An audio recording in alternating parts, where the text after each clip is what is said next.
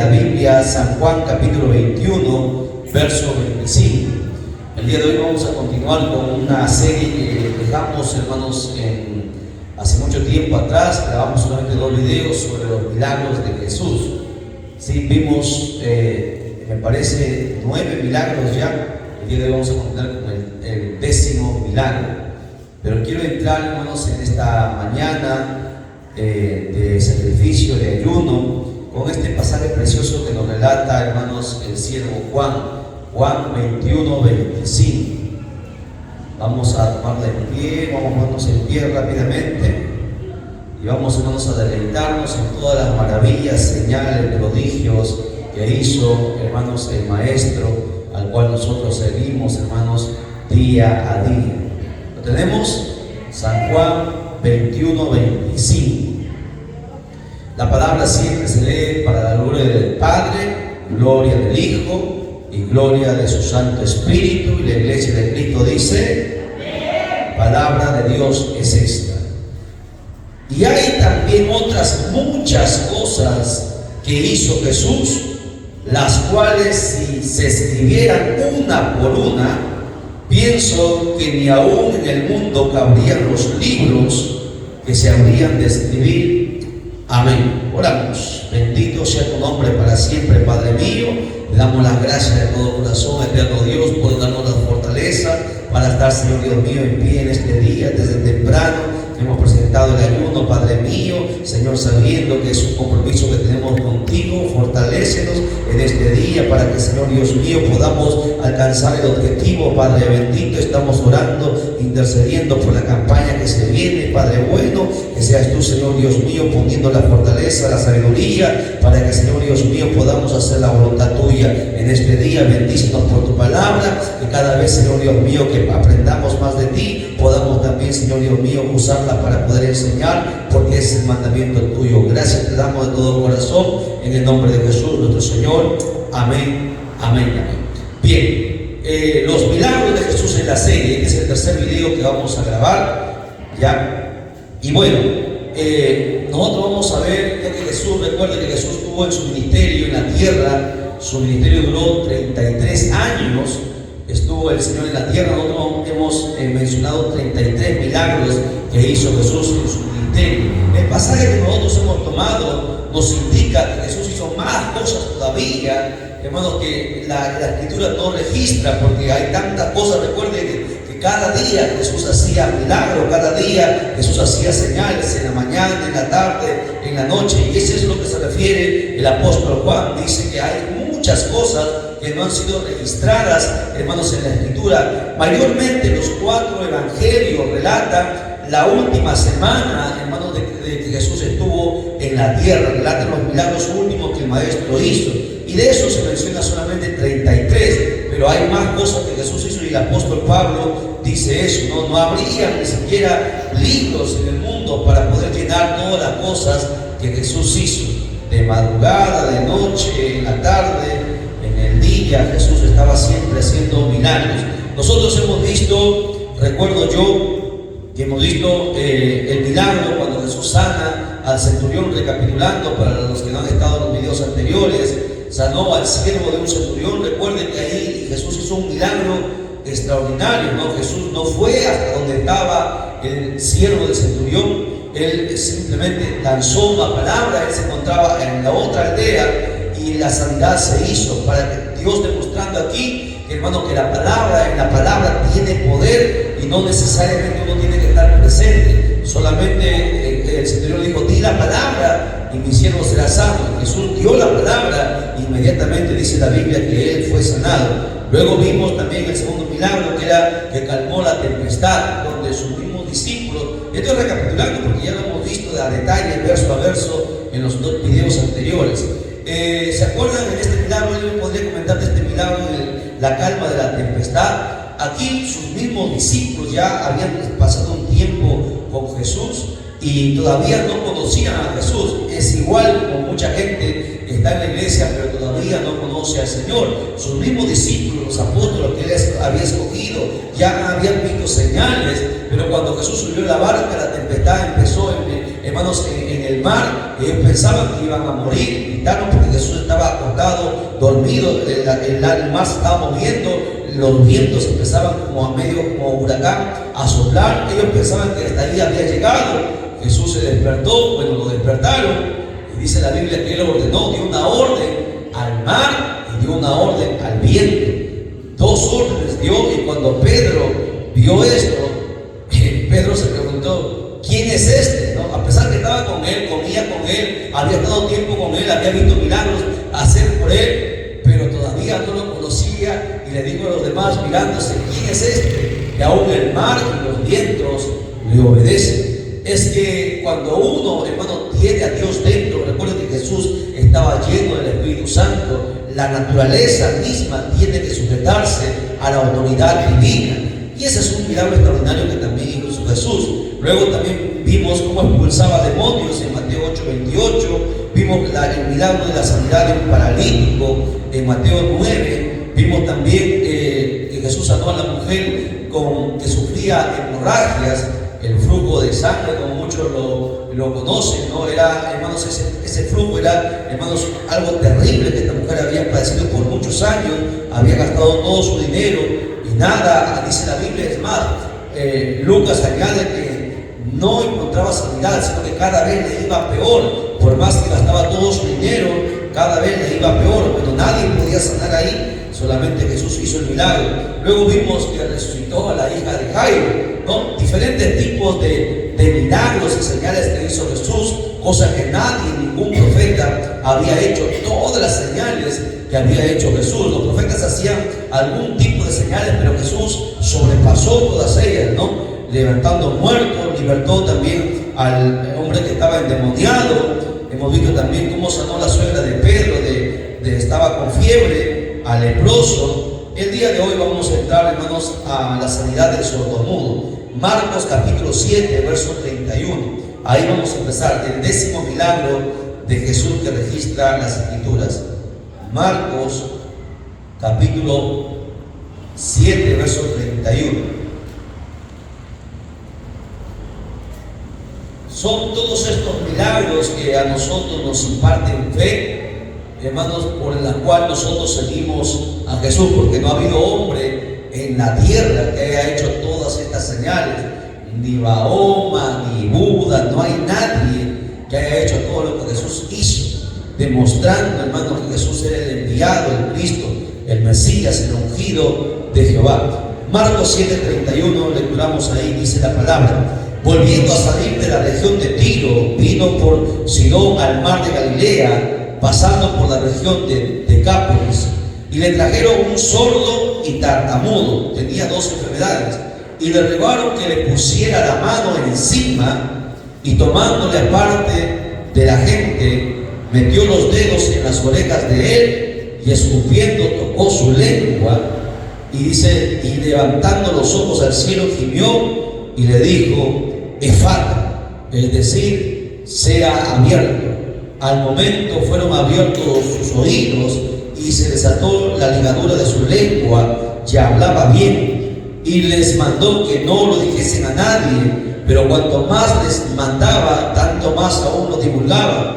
Y en gran manera se maravillaban diciendo: bien lo ha hecho todo, hasta a los sordos oír y a los mudos hablar. Bien, vamos entonces a meditar en esta enseñanza o en este milagro que Jesús hizo en cuanto al sordomudo. La Biblia registra que este hombre padecía de 2 enfermedades. No solamente era sordo, sino también mudo. Pero lo que aquí nos sorprende a nosotros es que Jesús, recuerda que Jesús hizo cosas que a veces uno no se imagina. Hermano, él podría haber dicho, empieza a hablar, él podría haber dicho, empieza a oír, pero él hizo siempre de manera distinta los milagros. Dice aquí que él lo sacó aparte y metió sus dedos en las orejas de él. No, cualquiera podría decir que está loco, que está haciendo, pero Jesús metió los dedos en las orejas de él y escupió en su lengua. Imagínense, alguien podría soportar que alguien escupa en tu lengua, es como una ofensa, es como un insulto. Para que usted entienda que Dios obra de maneras diferentes, de maneras distintas. Mucha gente a veces no entiende la forma de obrar de Dios. Pero sin embargo, cuando Jesús tocó con saliva la lengua de este hombre, dice la Biblia, que él, hermanos, empezó a oír y empezó a hablar. Pero aquí también hay algo que nos maravilla a nosotros. Jesús habló una especie de lengua. Él dijo Efata, ¿no? Varias veces Jesús habló lengua. Mucha gente dice que Jesús no habló lengua. Jesús habló varios tipos de lengua. Por ejemplo, dijo Efata, que lo vemos aquí, que significa, ahí nos dan la traducción, sea abierto. También dijo Talita Cumi, ¿no? Niña, di te digo. Son otro idioma que el Señor hablaba. Mucha gente no lo entendía, pero gracias a Dios los apóstoles dan la descripción de lo que significa, de lo que significaba esas palabras. Por lo tanto, recuerden que Jesús tuvo los 5 ministerios completos. Jesús tuvo, recuerden que era apóstol, era profeta, era maestro, era evangelista y era pastor. Los 5 ministerios completos los tuvo Jesús. De igual manera tuvo los 9 dones del Espíritu Santo. Y uno de esos dones es hablar en lenguas, ¿no?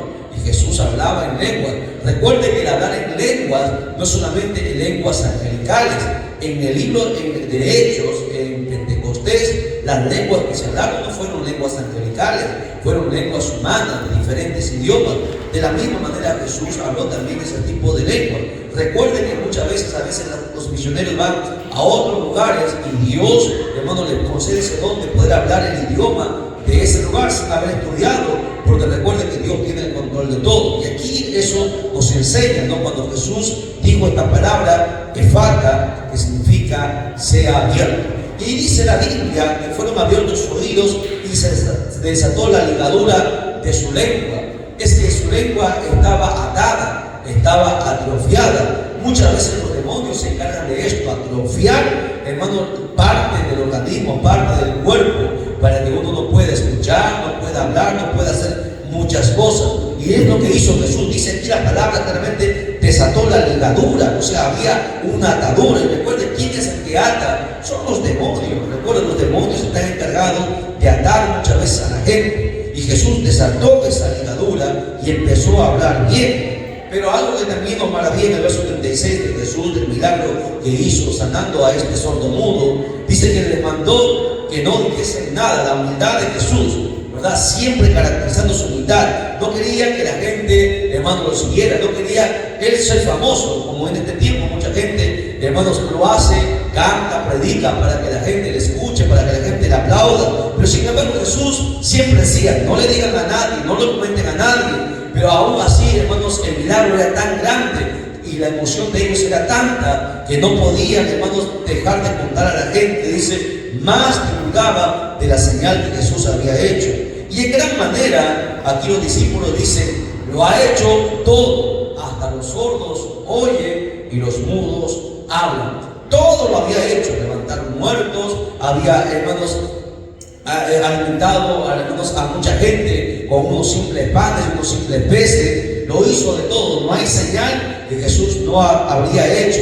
Y es por eso que nosotros estamos viendo y estudiando los milagros de Jesús. Por lo tanto, yo le pregunto, ¿podríamos hacer hablar a un sordo, a un mudo? También. ¿Qué necesitamos? La unción del Espíritu Santo. La unción, porque Jesús, recuerde que lo hizo porque Él estaba lleno del Espíritu Santo. O sea que no hay cosa en esta tierra que no se pueda hacer. Todo viene de algo. Cualquier tipo de enfermedad viene de algo. Procede de repente por ligaduras demoníacas, procede por enfermedades naturales o procede de repente por la mano de Dios. Pero todo es por algo. Y Jesús nos enseñó que todo bajo la voluntad de Dios se puede hacer. Lo hizo Él como ejemplo para que nosotros también le sigamos. Vamos a ver ahora sí el 11º milagro de Jesús. Mateo capítulo 15, verso 32 en adelante. La alimentación de los 4,000 hombres. Mateo, estamos dando así en ese orden porque es el orden cronológico en el cual Él hizo los milagros. Mateo 15, 32.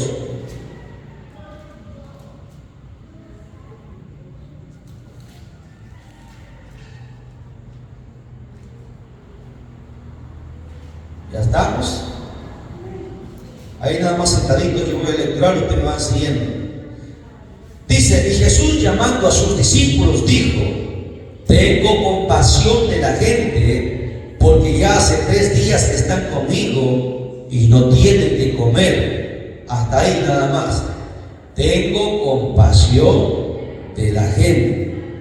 Y eso es lo que, hermanos, debería hacer todo cristiano: tener compasión de la gente que está pasando necesidad, ¿verdad? Jesús decía: tengo compasión de la gente. Recuerden que la gente dejaba sus aldeas, dejaba su trabajo, dejaba sus negocios por seguir a Jesús.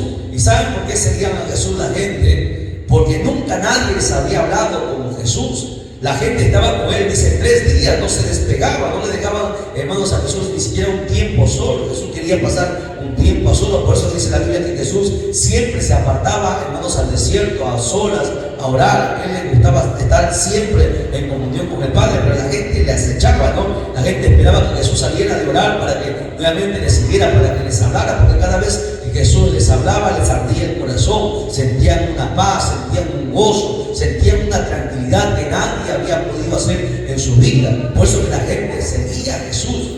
Dice ahí: 3 días están conmigo y ya se les acabó su comida, no tienen que comer, tienen hambre. Había niños también en aquel lugar.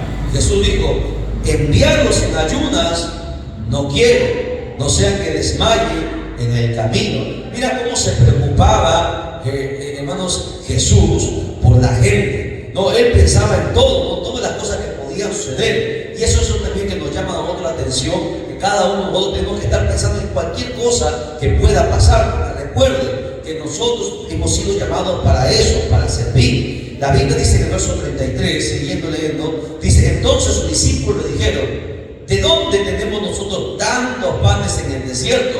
Ojo, estaban en el desierto, no había tiendas, no había agua, no había, hermanos, carpa donde ocultarse del sol. Estaban en el desierto para saciar a una multitud tan grande. ¿Y por qué una multitud tan grande? Bueno, porque eran más de 4,000 personas. Tal vez aquí algunos teólogos dicen que en esta parte de este milagro de Jesús habían aproximadamente unas 10,000 personas. Pero ¿por qué se dice 4,000? Porque recuerden que los judíos siempre tenían la costumbre de solamente contar a los varones de los 18 años hasta los, me parece eran los 60 años que se contaban. No se contaban los niños, no se tenían en cuenta las mujeres, no se tenían en cuenta los ancianos. Y recuerden que más mujeres eran las que seguían, ¿no? Siempre las mujeres han sido más. Había 4,000 hombres. Imagínense cuántas mujeres había. Los niños iban con sus madres también siguiendo. Los ancianos también iban también esperando un milagro de Jesús. O sea que la multitud era enorme. Pero si se dice aquí 4,000, era porque solamente eran 4,000 varones, porque esa era la costumbre del pueblo de Israel, solamente contar a los varones. Bien, sigamos. Verso 34. Jesús le dijo: ¿cuántos panes tenéis? Y ellos dijeron: 7 y unos pocos pececillos. Y mandó a la multitud que se recostase en la tierra. Y tomando los 7 panes y los peces, dio gracias. Aquí Jesús nos enseña la importancia de orar por los alimentos, ¿verdad? ¿A usted no le ha pasado a veces que llega gente y no hay que comer y no le va a alcanzar? ¿No le ha pasado? Nosotros hemos experimentado ese milagro. No va a alcanzar, pero en la oración no sé cómo alcanza. No sé si les han experimentado. Uno tiene que siempre aplicar las cosas que uno aprende de la Biblia, ¿no? Jesús siempre, hermanos, oraba, ¿no? Aquí Jesús nos enseña a orar. Mucha gente, a veces los cristianos, inmediatamente sirven la comida, el hambre que tienen, inmediatamente comen. Uno siempre tiene que dar gracias, porque aquí dice que Jesús oró, dio gracias aquí al Padre, porque todo procede de Él. Dice la Biblia que Jesús dio gracias, dice, los partió y dio a sus discípulos, y los discípulos a la multitud. Aquí hay algo que mucha gente no ve. La multiplicación, hermano, empezó también en la mano de los discípulos, porque Jesús, al dar gracias, no dice que cuando Jesús dio gracias, se multiplicaron los panes y los peces, sino que dice que Jesús le dio a sus discípulos, y mientras sus discípulos repartían, se empezaron a multiplicar. O sea que los discípulos eran parte de este milagro. Y es eso lo que Jesús quiere, que nosotros como iglesia también seamos parte de estos milagros, que veamos que Dios, hermano, puede usar nuestra vida para hacer los milagros.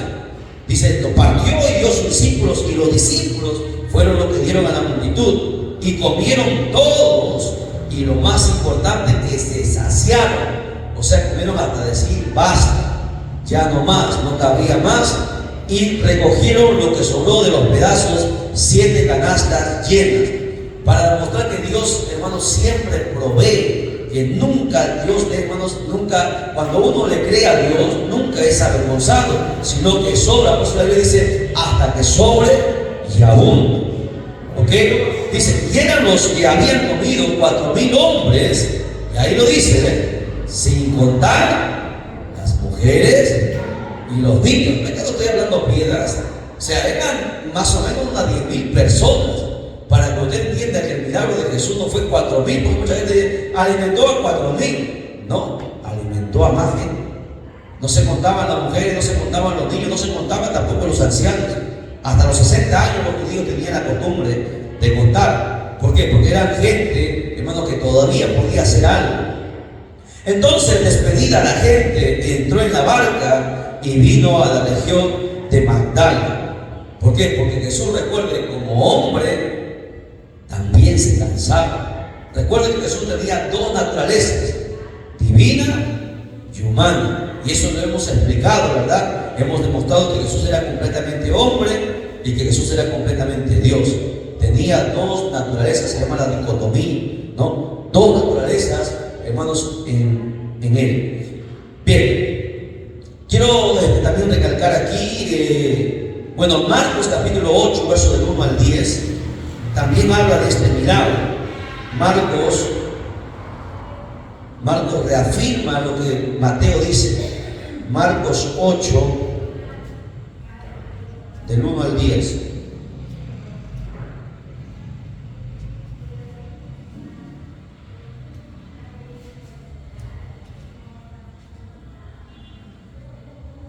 ¿Quién fue este Marcos? Había 2 Marcos en la Biblia. Recuerde que Marcos no fue uno de los 12 apóstoles, ¿ok?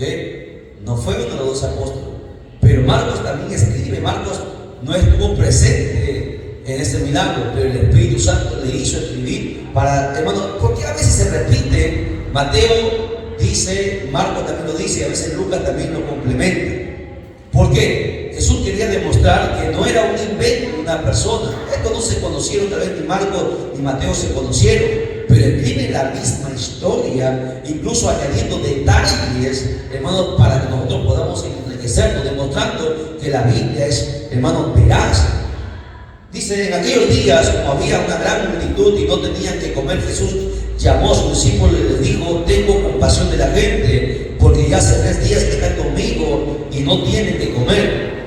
Y si los enviaren algunas a sus casas, se desmayarán en el camino, pues algunos de ellos han venido de lejos. ¿Ven? Esto no lo dice Mateo. Marcos añade este detalle interesante. La gente de lejos seguía a Jesús, dejando todas sus cosas. Sus discípulos respondieron, ¿de dónde podrá alguien saciar el pan a estos aquí en el desierto? Y él les preguntó, ¿cuántos panes tenéis? Y ellos dijeron 7. Entonces mandó a la multitud que se recostase en la tierra, y tomando a los 7 panes, habiendo dado gracias, los partió y dio a sus discípulos para que los pusiesen delante, y los pusieron delante de la multitud. Y tenían también unos pocos pececillos, y los bendijo. Ahí está el secreto. Bendiga siempre para que siempre alcance. Y mandó también que los pusiesen delante. Y comieron y se saciaron y recogieron de los pedazos que habían sobrado 7 canastas. Eran los que comieron como 4,000, y los despidió. Y luego entró en la barca con sus discípulos y vino a la región de Dalmanuta, ¿ok? Que es la misma que menciona Mateo. Bien, alimentación, provisión, demostrando aquí que Dios provee, que como dice la Escritura, no hay justo desamparado, ni su simiente mendigará pan. Dios es nuestro proveedor, Jehová Jireh, que provee, que alimenta. Muchas veces nosotros nos esperamos cuando a veces el dinero nos falta. Bueno, lo único que usted tiene que hacer es pedir a Dios, porque Dios es nuestro Padre, ¿no? Las aves de los campos no trabajan, ni siembran, ni ciegan, pero a ninguna de ellas dice la Biblia que Dios deja sin alimento. Cuando falte, hermanos, el alimento, cuando no haya de repente para para la medicina en casa, usted pida a Dios y diga: Señor, me falta esto, necesito esto, Señor, haz un milagro, Señor, ore en esta hora para que el Señor sea multiplicado, para que alcance a todos, ¿no? Eso es lo que el cristiano tiene que siempre aplicar su fe, activar, se llama activar la fe. Muchas veces nosotros conocemos la historia, pero nunca la activamos, ¿no? Nunca le ponemos en práctica. Muchas veces los cristianos, hermanos, cuando alguien se enferma, espera traerlo a la iglesia para que oren por él, ¿no? Uno tiene que estar, cuando hay un enfermo, inmediatamente usted ahí mismo, ¿no? Ponga su mano sobre su enfermo, ore, úngela con aceite, no espera que el pastor lo haga, ¿no? Usted mismo tiene que activar su fe, así como Jesús le enseñó a sus discípulos. ¿Ok? 12º milagro de Jesús: transformó el agua en vino. Juan 2:1. Juan 2:1.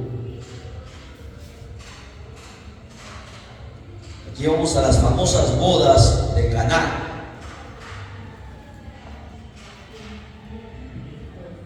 Muchas veces la gente dice, pero ¿acaso Jesús estuvo en una fiesta? Jesús estuvo en varias fiestas, hermano. Demostramos, ¿no? Estuvo en 7 fiestas, celebró, estaba en una boda. Hay gente que piensa que, hermanos, que el evangelio es ser religioso, ¿no?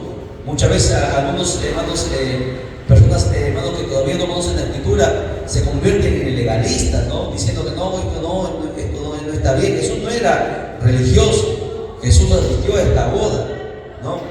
Dice: al tercer día se hicieron unas bodas en Caná de Galilea, y estaba allí la madre de Jesús, y fueron también invitados a las bodas de Jesús y sus discípulos.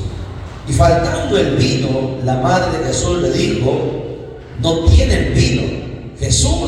La madre María le dijo a Jesús: ¿por qué? Porque María ya sabía quién era Jesús. María conocía el poder que tenía Jesús, ¿no? María sabía perfectamente que, si bien es cierto, ella le había engendrado, pero María sabía que era el Hijo de Dios. Y los católicos en este tiempo no saben eso. Los católicos piensan que María es la madre de Jesús. No, Señor. María engendró a Jesús, pero no es la madre del Señor. ¿Ok? El Señor tiene solamente un Padre, y eso es lo que mucha gente, a los católicos, les cuesta aceptar esto.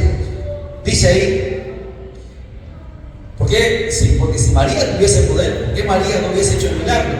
Es que María no tiene ningún poder. Dice aquí la Biblia, para que ustedes vean, los católicos, y entiendan que María fue a Jesús. María pidió la intercesión de Jesús. Es que María no hace milagros, es que María no tiene el poder. Amigos católicos que nos están viendo, tengan presente esto: ni María Guadalupe, ni la Virgen María, ni la Chapi, ni ninguna de las Marías en el mundo entero puede hacer algo. La misma María, en carne y hueso, en persona, le pidió a Jesús que hiciera un milagro, para que usted entienda, ¿no?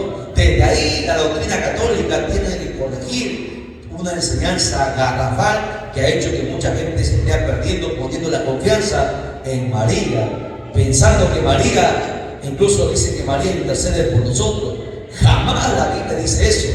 El único que intercede, dice la Biblia, hay un solo mediador, uno solo, un solo mediador entre Dios y los hombres, Jesucristo hombre. Entonces, ¿qué hizo María? María, como conocía a Jesús, tal vez Jesús ya había hecho milagros, hermanos, durante 30 años ya le había hecho ver a Jesús muchas cosas. Por eso que María dice, fue que le comentó a Jesús: no tiene vino. Jesús le dijo: ¿qué tienes conmigo, mujer? Mira, no le dice madre, como aparentemente aquí vamos a hacer una reflexión muy importante, ¿no? Podría haberle, aparentemente aquí podría ser una falta de respeto de Jesús, porque era su madre, ¿no? ¿Quién le diría, oye, imagínense, ¿no? Uno decía, oye, mujer? O sea, eso es una falta de respeto. Pero Jesús no era el hijo de María. Por eso que Jesús se refirió a ella: ¿qué tienes conmigo, mujer? Para que entiendan una vez más los católicos que María no es la madre del Señor. María engendró a Jesús, nada más prestó su vientre. Solamente eso, ¿ok? es la hermana María. Amamos a María porque fue un gran ejemplo, no tuvo miedo a morir, a ser apedreada, fue una sierva del Señor, pero hasta ahí nada más. No tiene ni poder, no tiene ni autoridad, ni intercede por nosotros, ni hace milagros, ni hace señales, ni escucha por las oraciones de usted, porque la gente le reza a María, le ora a María, ¿no? Y se han inventado Ave María. ¿Qué más? ¿Cómo es esa oración que yo ni me la sé? Ave María, ruega por nosotros, dice, ¿no? Imagínense, ruega por nosotros. Es imposible. Jesús le hizo un alto a María, porque María estaba pidiendo algo, hermanos, que solamente le competía a Dios hacer. ¿Qué tienes conmigo, mujer? Aún no ha venido mi hora. ¿Ven? Le decía, tranquilízate, como que diciendo que, hermanos, Jesús está por encima de María, porque Jesús era el Señor. Y es más, Jesús no podía todavía hacer los milagros, porque todavía no era el momento. Recuerden, aquí mismo Jesús nos está enseñando algo fundamental también. No ha llegado mi hora. Lo que ayer predicábamos, ¿no? En el llamado, en las etapas de la vida de todo cristiano. Mucha gente a veces, hermanos, se lanza, quiere hacer una cosa, quiere hacer otra cosa, pero no espera el tiempo de Dios. El tiempo de Dios, y ayer nos faltó mencionar también esto, ¿no? Que solamente está en la voluntad de Dios. Por ejemplo, Jesús le tomó 30 años para que él hiciese la voluntad de Dios. 30 años se tuvo que preparar. Moisés 40 años se tuvo que preparar. David 15 años se tuvo que preparar. José 17 años tuvo que esperar. A eso se llama la escuela de Dios, el proceso de Dios, ¿no? Todo llega en su momento, pero la gente en este tiempo todo lo quieren ya, así como el microondas, ¿no? Meter el microondas y sacar. Así lo quieren un milagro ya, al instante. Quieren que Dios le ponga de pastor, le ponga de evangelista, ya, o sea, al instante. Y así no obra Dios. El mismo Jesús se sujetó, hermanos, a la voluntad de Dios. Todavía no ha venido mi hora. Cada uno tiene que conocer cuándo es el momento en que Dios lo va a usar. Cada uno tiene que entender cuándo es el momento de la perfecta voluntad de Dios. A veces podemos hacerlo en nuestra carne y nos va a ir mal. Pero si nosotros esperamos el perfecto momento, el momento de Dios, el tiempo de Dios, es ahí donde Dios obra. Entonces Jesús, hermano, como que le reprendió a María. Y su madre dijo a lo que servía: haced todo lo que os dijere. A los sirvientes les estaba diciendo, porque sabía que Jesús podía hacer el milagro y no quería que haya una deshonra en esa boda, le pidió que hicieran todo lo que Jesús mandase, aun cuando Jesús le había reprendido. Y dice, y estaban ahí 6 tinajas de piedra para agua, conforme al rito de la purificación de los judíos. Esta era una costumbre que tenían los judíos para purificarse, en cada una de las cuales cabían 2 o 3 cántaros. Jesús les dijo, a la insistencia, a la petición, les dijo: llenad estas tinajas de agua, y las llenaron hasta arriba, o sea, hasta el tope. Entonces les dijo: sacad ahora y llevadlo al maestro de sal. Jesús no dio, hermanos, no dijo abracadabra como hacen los magos de tiempo, sino que Jesús simplemente, el simple hecho de decir, llénenlo nada más y vean. Es la palabra que Jesús hizo, ¿no? El milagro, uno de los primeros milagros que Jesús hizo, y llevarlo al maestro Sala para que lo pruebe. Bien, dice, y se lo llevaron, verso 9. Cuando el maestro Sala probó el agua hecha vino, y una vez más Juan señala el agua hecha vino, convertida en vino. Ese milagro se llama el milagro de la transmutación, no convertir las cosas en otras que no son. Se llama transmutación. Ahora, en este tiempo existen varios evangelistas chantas que están haciendo eso, ¿no? En una oportunidad vi en un canal de televisión donde un evangelista se paró, tenía una botella de agua y le dijeron: vamos, Dios va a hacer un milagro, y empezó a agitar la botella de agua y se enrojeció, y la gente, hermano, empezó a sorprenderse, ¿no? El milagro que hizo Jesús, convirtió el agua en vino. Pero era una mentira, hermano. Él había hecho, tenía algo en la mano y le había echado un tinte que al agitarse el agua se había, hermano, se convertía en color rojo, y la gente se cree todo el cuento. Pero cada uno, hermano, cada uno tiene su recompensa. La gente quiere hacer en la carne lo que no puede hacerse, hermano, que solamente se puede hacer en el Espíritu. Este milagro de Jesús fue un milagro genuino, transmutar, poder transmutar las cosas, convertir una cosa en otra cosa que no es. Bien, dice ahí, sigamos leyendo, cuando el maestro Sala probó el agua hecha en vino, sin saber él de dónde era, aunque lo sabían los sirvientes que había sacado el agua, llamó al esposo y le dijo: todo hombre sirve primero el buen vino, y cuando ya ha bebido mucho, entonces el inferior, mas tú has reservado el buen vino hasta ahora. O sea, el maestro Sala felicitó al esposo, que el esposo no estaba ni enterado de lo que había pasado. Es que lo que Jesús hace, lo hace bien, eso es lo que quiere decir, porque el vino que probó este maestro Sala era un vino puro, un vino no hecho tinte como se hacen los falsos milagros en este tiempo. Dice ahí, verso 11: este principio de señales hizo Jesús en Caná de Galilea y manifestó su gloria, y sus discípulos, cuando vieron esto, porque primero recuerden que Jesús llamó a los discípulos que lo siguieran, y los discípulos fueron impulsados por la palabra que Jesús les dio, porque sintieron algo en su corazón y le siguieron. Pero cuando ellos vieron, este es el primer milagro que hizo Jesús, porque recuerden que él dijo: todavía no es mi tiempo.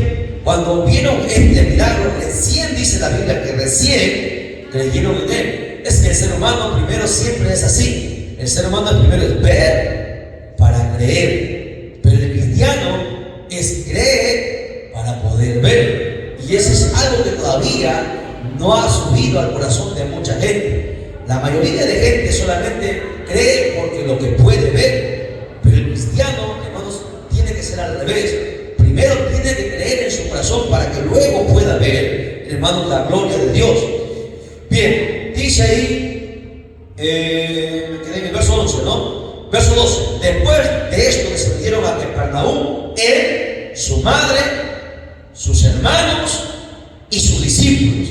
Y aquí hay otra enseñanza. ¿Cuál es? Que Jesús tenía hermanos carnales, ¿verdad? Por parte de María. Porque los católicos salió un cura, la vez pasada salió a retarme, que cuando estaba hablando de sus hermanos estaba hablando de sus discípulos. Yo le digo: ¿y dónde deja Juan capítulo 2, verso 12? Porque aquí hace una distinción: sus hermanos y sus discípulos no son los mismos. La Biblia menciona que Jesús tuvo más de 6 hermanos. ¿Cómo que más claro? Pues dice, menciona los 4 nombres de los varones, y menciona de las hermanas, o sea, más de 2. Por lo tanto, más de 6 hermanos tenía Jesús por parte de María. Recuerde que María, hermano, en ese tiempo la gente tenía 12, 15 hijos. No había métodos anticonceptivos, no había nada. ¿Por qué? Porque era una bendición tener los hijos, porque los hijos son herencia de Jehová. Entonces, era natural que María tendría que tener más hijos, aun cuando la Iglesia Católica dice María Virgen por siempre. Esa es una falacia. Nunca, hermano, María, después que tuvo a Jesús, tuvo intimidad con su esposo José y tuvo más hijos, procreó. Y la Biblia menciona su nombre. Y aquí, una vez más, Juan, el discípulo amado, hace la distinción claramente para avergonzar al diablo, ¿no? Para sacar esa mentira, ese engaño, en el cual dice que los hermanos es lo mismo que sus discípulos, sino que Jesús hacía el cambio de palabra. Mentira. Aquí es claro, hace una distinción clara. Bajó su madre, bajaron sus hermanos y bajaron sus discípulos con Jesús. Amén. Bien, muy bien. Entonces, ese es el 12º milagro el 12º milagro de Jesús. Aquí en este milagro, que fue el primer milagro de Jesús, recuerden, cuando le pregunten ¿cuál fue el primer milagro de Jesús?, hermana Fanny, ¿qué va a responder? ¿Cuál fue el primer milagro? Voló por los cielos, convirtió el agua en vino. Se llama la transmutación, ¿ok? Transmutar. Eso es una señal grande. En este tiempo, bueno, en tiempos anteriores, también el diablo ha estado usando eso. Algunos lo llaman alquimia. ¿Han escuchado sobre eso? Convertir el metal en oro. la alquimia. El diablo también hace señales, ¿verdad? Ahora, las señales que hace el diablo están hechas, hermanos, por el alma, ¿no? Usando el alma de la persona, porque el alma tiene poder. Pero las señales que hace Jesús o que hace el Señor, las usa usando el Espíritu. Son dos cosas distintas. Y hay que saber cuándo viene una señal, hermanos, hecha por el Espíritu y otra hecha por la carne. Bien, 13º milagro del Maestro. Juan capítulo 4, verso 46. Juan 4, 46.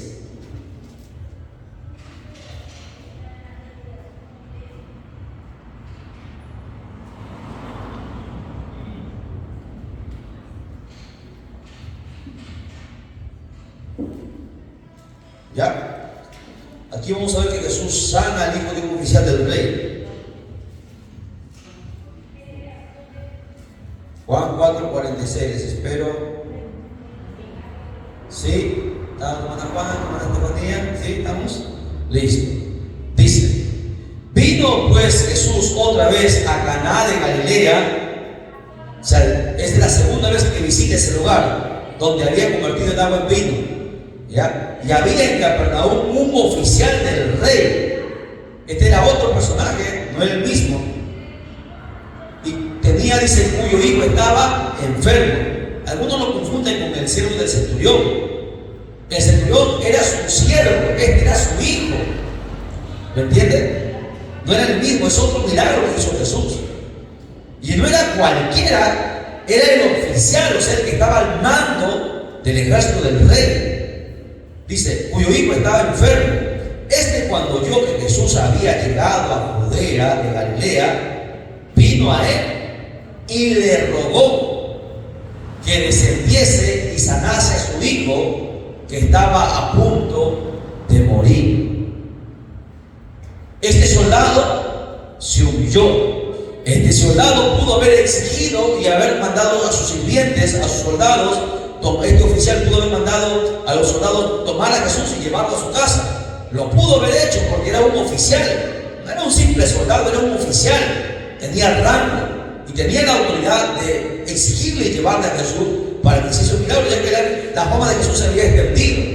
Pero sin embargo, aún a pesar de que tenía autoridad, él reconoció que la autoridad de Jesús era mayor que la de él. Por lo tanto, él vino y se humilló. Él dice, la Biblia ahí, le rogó, o sea, le suplicó. Esto es símbolo de humillación, esto es símbolo de humildad. Y la Biblia dice que un corazón contrito y humillado Dios no lo desecha. Entonces Jesús le dijo, si no vienen señales y prodigios, no creeréis. Aquí hay que hacer un alto también. Hay que distinguir dos cosas: señales y prodigios. ¿Qué es una señal? ¿Qué es un prodigio? ¿Alguien podría decir? A ver, piensen, ¿qué es una señal y qué es un prodigio?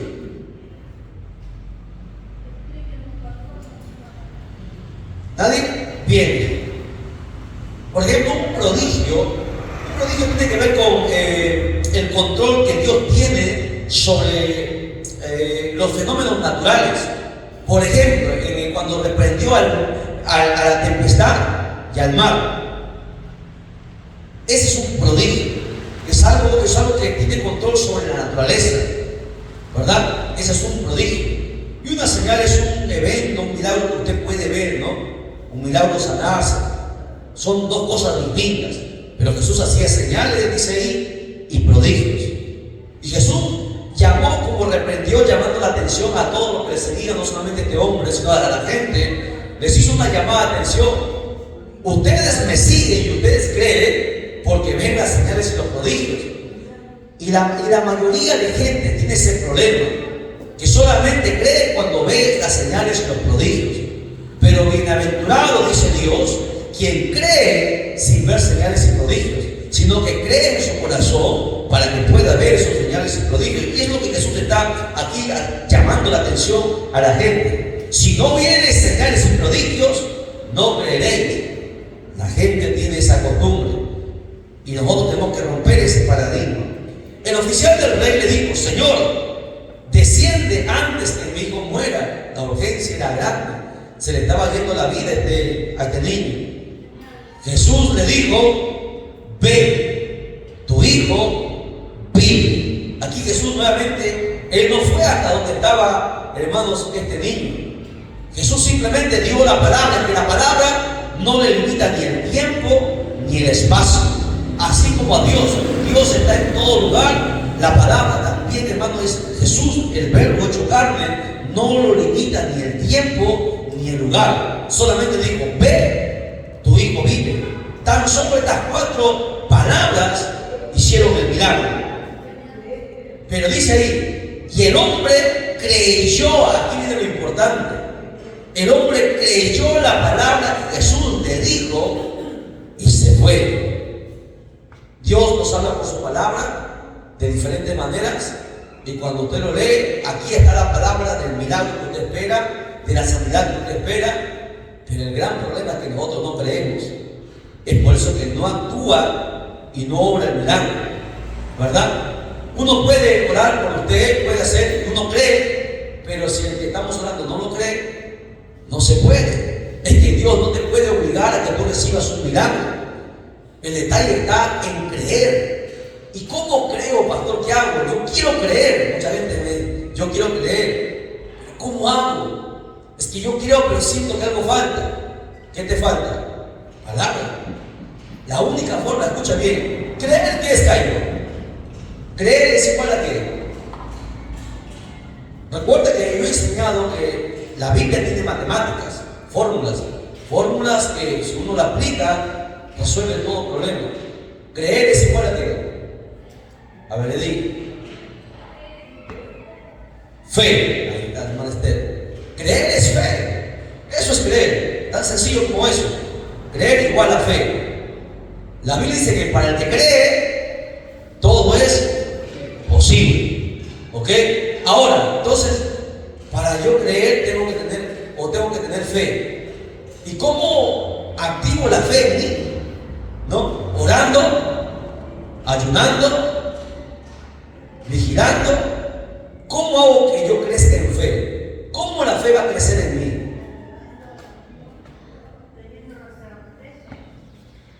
Tú puedes decir: ¿pero qué es? No lo vas a entender hasta que tú recibas eso que quiero que ustedes mismos lo digan. ¿Cómo yo tengo la fe?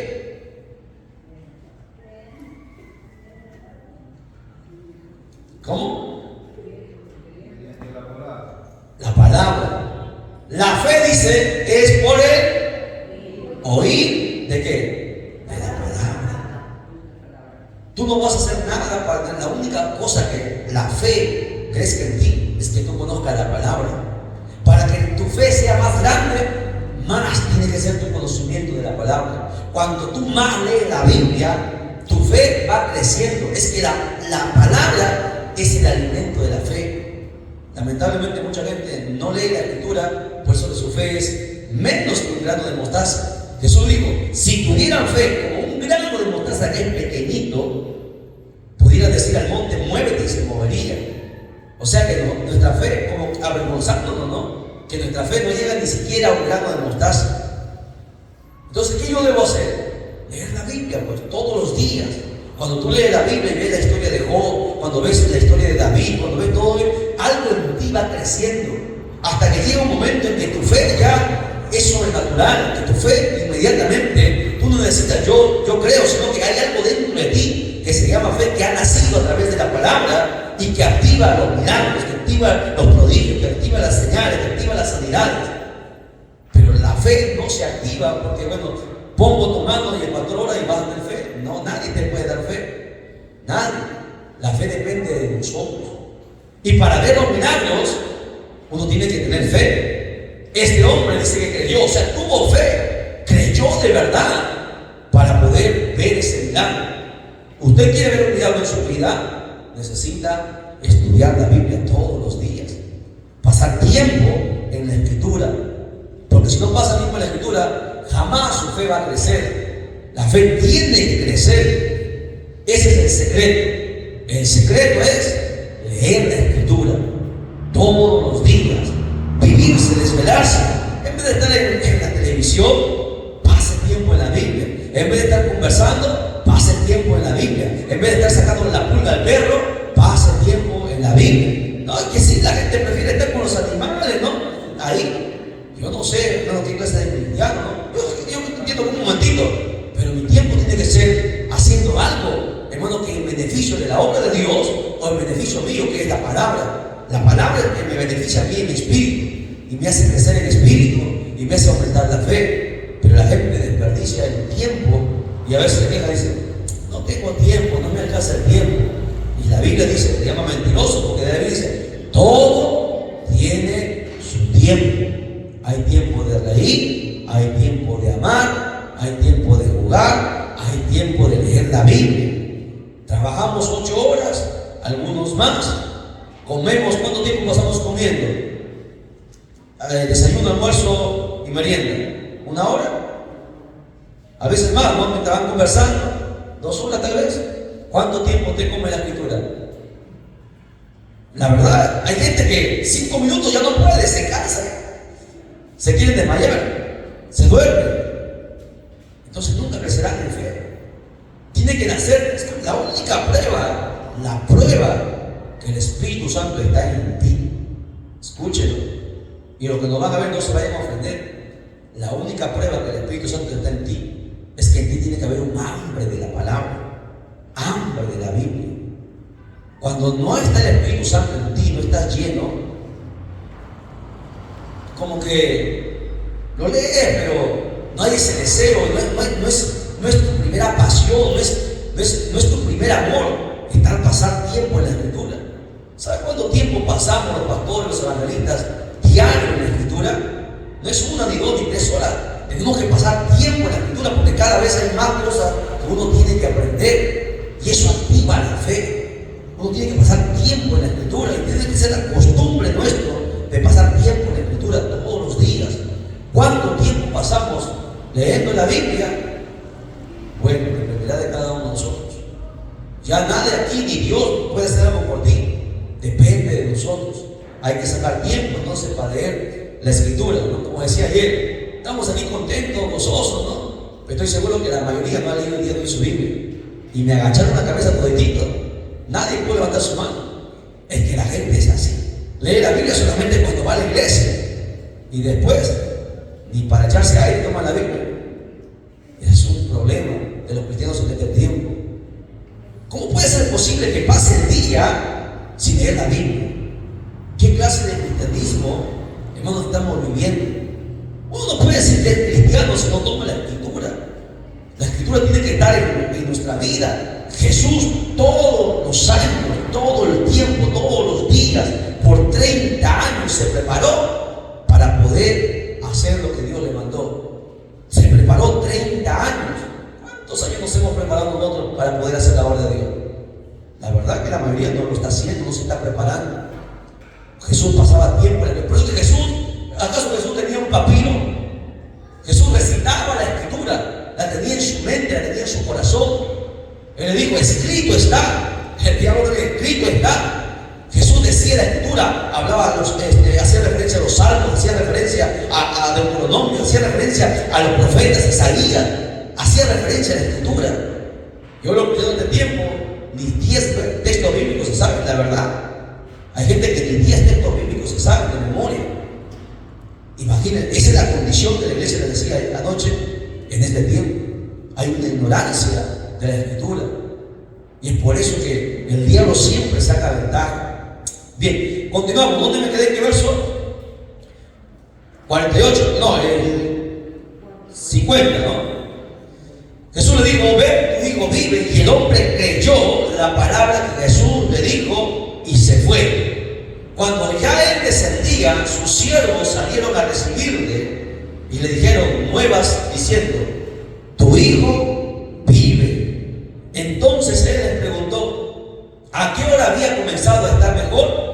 Y le dijeron: ayer a las 7, a la hora. Le dijo: le dejó la fiebre. El padre entonces entendió que aquella hora es que Jesús le había dicho: tu hijo vive. Un milagro que sobró, escucha bien, un milagro que sobró en ese instante, en ese momento. ¿Sabe por qué el milagro ocurrió en ese instante? porque él tuvo fe.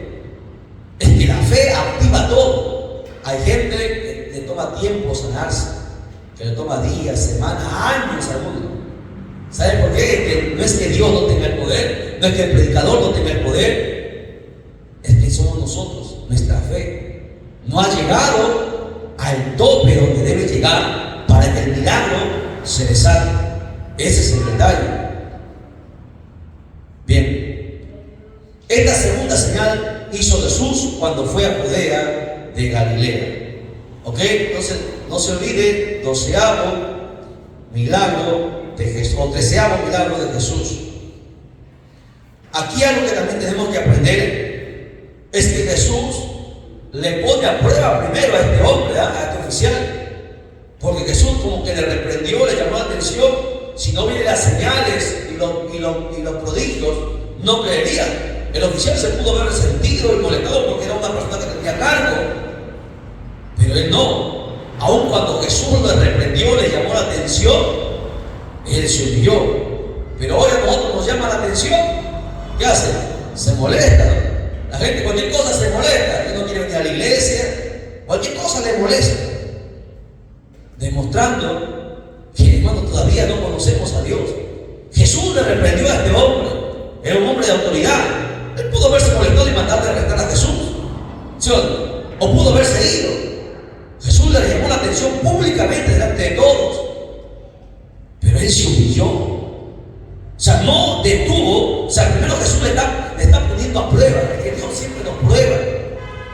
Pero este hombre insistió, sino que dice ahí, rogó y luego creyó.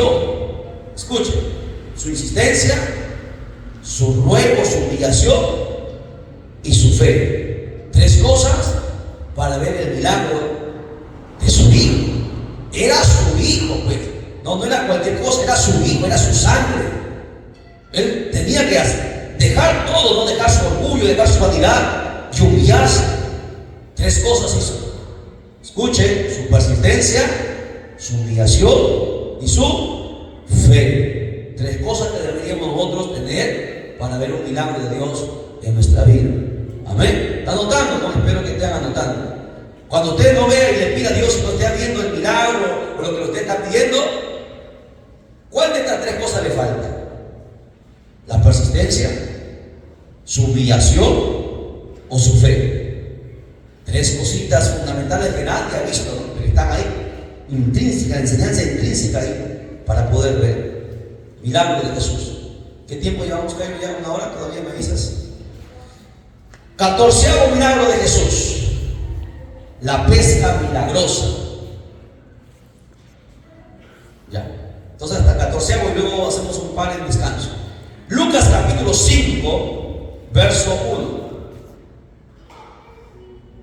Está poniendo los subtítulos, ¿no? La pesca milagrosa.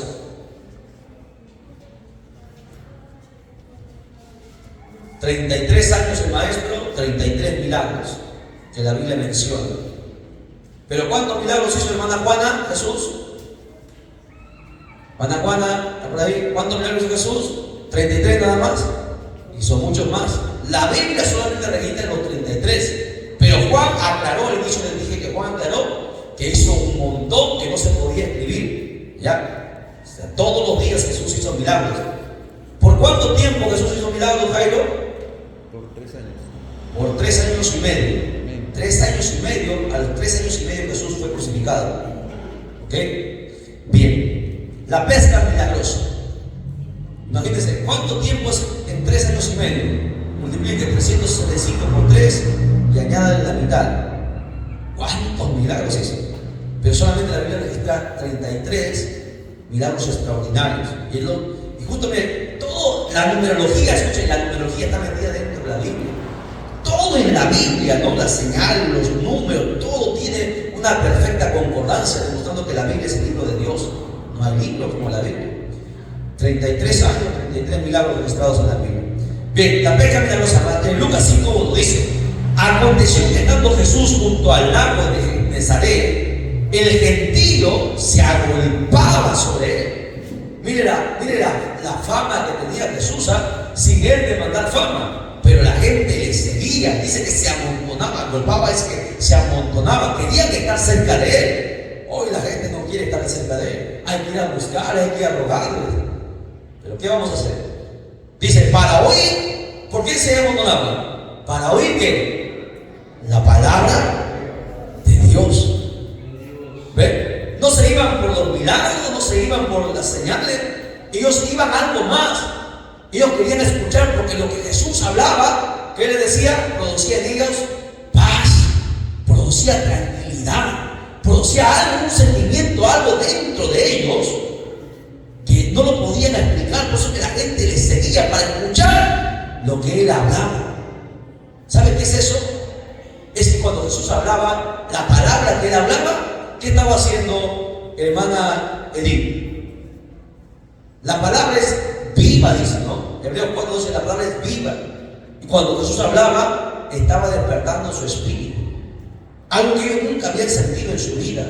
Recuerden que el espíritu del ser humano nace muerto, ¿verdad? El alma es la que está viva. Nunca habían escuchado algo, hermanos, como la palabra de Jesús. Cuando Jesús hablaba la palabra, recuerden que la palabra, como tiene vida, le empezaba a dar vida a su espíritu. Y el espíritu de las personas es como que empezaba a despertar y sentían algo diferente, sentían algo, una paz increíble. La gente lloraba escuchándole a Jesús. Es por eso que la gente se agolpaba, le seguía.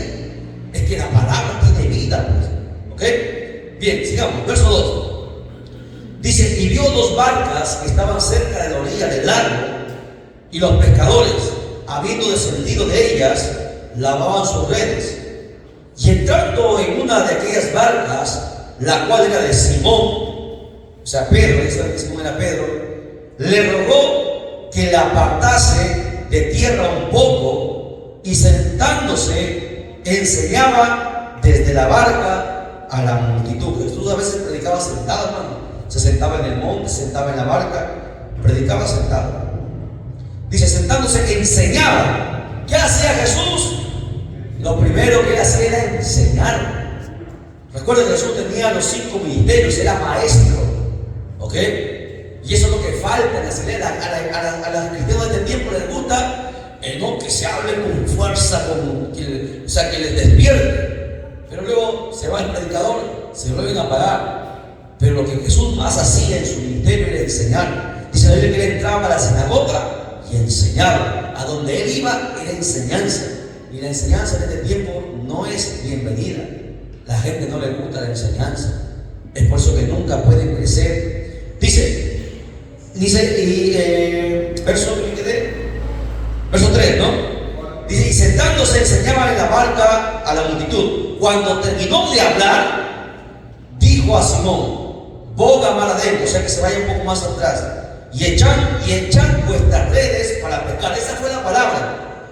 Anda más adentro y echa las redes para pescar. Esa fue la palabra. Jesús ya dio la palabra.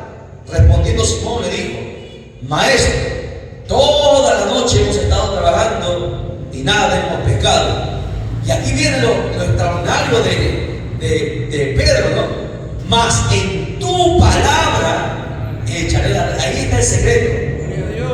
En tu palabra. Ese es el secreto. Siempre recuerden, el secreto es la palabra, la palabra. Por eso les insistimos, aprenda la Biblia, estudie todos los días la Biblia, porque el secreto siempre ha estado en la palabra, por encima de la oración, por encima del ayuno, por encima de todo. El secreto es la palabra. ¿Ok? Bien, mas en tu palabra echaré la red. Eso es fe. O sea, Pedro está creyendo a la palabra que Jesús le dijo. Recuerden que la fe hace milagros. Dice, y habiendo hecho, encerraron gran cantidad de peces y su red se rompía. Entonces hicieron señal a los compañeros que estaban en la otra barca, porque recuerden que habían dos, para que viniesen a ayudarles. Y vinieron y llenaron ambas barcas de tal manera que se hundían. Y viendo esto, pinte ese versículo, viendo esto, Simón Pedro, ¿qué hizo? Cayó de rodillas ante Jesús, diciendo, apártate de mí, Señor, porque soy hombre pecador. Pedro reconoció que Jesús era un santo. Pedro reconoció que hermano, él era indigno de estar ante un hombre santo. Porque Andrés en la señal, nadie en la historia ni en el Antiguo Testamento había hecho este tipo de señal. Nunca se había hecho. Cuando Pedro vio esto, la gente quedó asombrada, pero a Pedro no le contaron el cuento. Pedro estuvo ahí, Pedro vio el milagro hacerse y Pedro reconoció su estado. El problema de mucha gente es que no reconoce su condición delante de Dios. La gente en este tiempo quiere aparentar que está bien, pero Dios sabe cómo estamos cada uno de nosotros. Dios nos conoce. Pero Pedro reconoció y por eso dijo: Señor, apártate de mí, Señor, porque soy hombre pecador.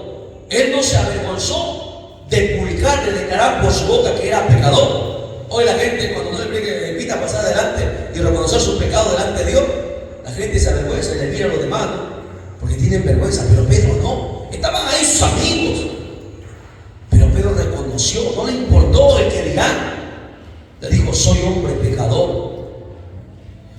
Dice el verso 10: porque por la pesca que había hecho, el temor se había apoderado de él y de todos los que estaban con él. O sea, este era un milagro extraordinario. Ellos habían estado toda la noche. Era imposible que en un segundo, una fracción de segundo, pudiera ser este tipo de milagro. El temor se apoderó de él y de todos los que estaban con él. Asimismo, Jacobo y Juan, que eran hermanos, estos eran hijos de Zebedeo, que eran compañeros de Simón. Pero Jesús dijo a Simón: no temas. Es lo que Dios siempre nos dice a nosotros: nunca tenga miedo, porque Dios no trabaja en el miedo. No temas, desde ahora serás pescador de hombres. A ver, y aquí hay algo. Nosotros somos pescadores de hombres, ¿verdad? ¿Cuántos hemos pescado? Pregunta del millón. Dios nos llama para ser pescadores de hombres. Y la verdad que, como le decía anoche también, ¿no? Es que anoche le dolió a mucha gente. Mucha gente tuvo que volver. Es que era necesario que se predique como se predicó. Mucha gente piensa que estar cantando, danzando, ¿no? Todo bonito en alabanza. Pero cuando se trazó la palabra, vieron su realidad. Todo el mundo me agachó la cabeza, porque vieron la condición en la cual estaban. Porque acá podemos hacer un show y tantas cosas, ¿no? Pero ¿dónde están los frutos? ¿Dónde están las almas? Porque Dios nos ha llamado, así como a Pedro, para ser pescadores de hombres. Dice la Biblia: porque por la pesca, verso 11, y cuando trajeron a tierra las barcas, marca esa partecita, dejándolo todo, le siguieron. Es lo que Dios está buscando: predisposición. Lo dejaron todo, no le importaron los peces, no importaron lo que dice, no le importó lo que te dijeron. Hay altos peces, ¿qué hacemos? Hay que venderla, hay que llevarla al mercado. No les importó. Lo dejaron ahí y siguieron a Jesús. ¿Por qué? Porque ellos sabían que algo grande había atrás de Jesús. Ellos sabían cuando Jesús les dio esta palabra: no tengan o no temas, ahora yo te voy a hacer pescador de hombres. Pero era un simple pescador que la gente menospreciaba a los pescadores. Jesús le dijo: ahora tú vas a ser alguien más. Ahora tú vas a ser un pescador de hombres. Ahora tú vas a ser alguien diferente. Pedro dejó todo. Lo dejó. Hasta su esposa lo dejó. Dice que lo empezó a seguir. Luego Pedro viene y se encuentra con su esposa, ¿no? Y se halla con que estaba enfermo, ¿no? De su suegra. Bueno, bien, vamos a dar unos datos más sobre esta pesca milagrosa. También los tres evangelios lo mencionan. Mateo 4, 18 a 22. Quiero ir también para complementar esta enseñanza. Recuerden lo que nos están siguiendo. Estamos en los milagros de Jesús. Esta es la tercera sesión, el tercer video que estamos grabando. Este es el 14º milagro que Jesús hizo. Mateo 4, 18, hablando de la pesca milagrosa también. Es que los evangelios se complementan. ¿Tiene? Rápido, hermano, porque no dan la hora. Vamos a ir temprano, vamos a ir a descansar porque tenemos el evento más tarde que nos han hecho la invitación. Y ayer nos insistieron que vayamos nuevamente para arriba, hermano, que hacer. No podemos tener un compromiso acá. ¿Qué podemos hacer? Dice, andando Jesús junto al mar de Galilea, vio a dos hermanos, Simón llamado Pedro y Andrés su hermano. Aprendan eso ya, Pedro y Andrés eran hermanos. Echaban, dice, la red en el mar. Mira, y esto no lo menciona el otro libro de Lucas. Dice, echando la red en el mar porque eran pescadores. Y les dijo, venid en pos de mí y os haré pescadores de hombres. Esa palabrita Marco, venid en pos de mí. Solamente se convierte en pescador de hombres aquel que viene en pos de él. O sea, aquel que sigue a Jesús, solamente ese se convertirá en un pescador de hombres. En otras palabras, en estos tiempos yo lo traduzco en un ganador de almas. Pescador de hombres, igual fórmula, ganador de almas. Así de sencillo. Dice, ellos entonces dejando al instante las redes. Miren, los evangelistas, Mateo, evangelista, recalcan y señalan esto, dice, dejando al instante las redes. Nunca dice, dejando de todo, le siguieron. Pasando de allí, vio a otros dos hermanos, Jacobo, hijo de Zebedeo, y Juan, su hermano. Jacobo y Juan eran hermanos. Recuerden, este Jacobo se convirtió en el principal en la iglesia primitiva después que Jesús partió, Jacobo. Dice, en la barca de Zebedeo su padre, que remitaban redes, y los llamó. Y ellos dejando al instante, recalco nuevamente esa palabrita, al instante la barca de su padre, le siguieron. ¿Ok? Otro texto más, vamos a Marcos, sobre lo mismo, la pesca milagrosa. Marcos 1:16. Marcos 1:16, con esto terminamos, ya la primera parte.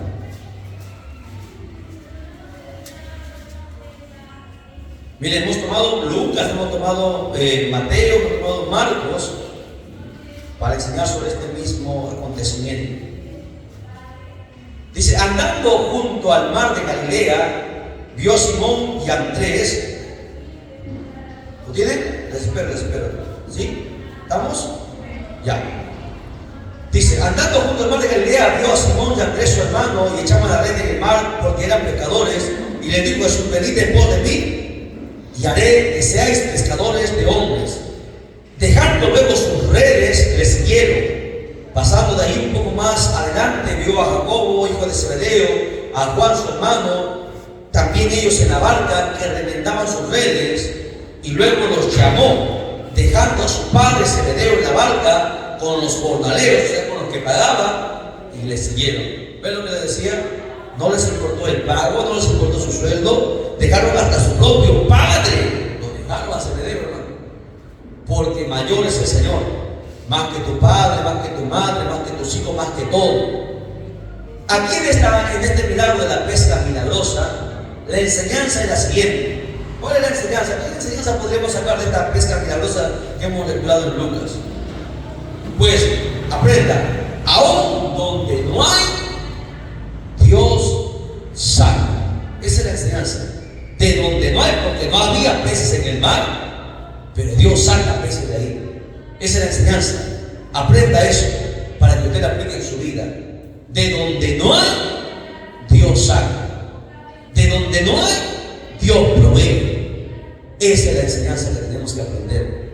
Esa es la enseñanza de esta pesca milagrosa. ¿Ok? Bien, hasta ahí lo dejamos. ¿Ok? Nos glorificamos al Padre, al Hijo y al Espíritu Santo. Gloria a Dios, gloria a Dios, gloria a Dios. Den un fuerte aplauso a Jesucristo, por favor. Dios lo bendiga.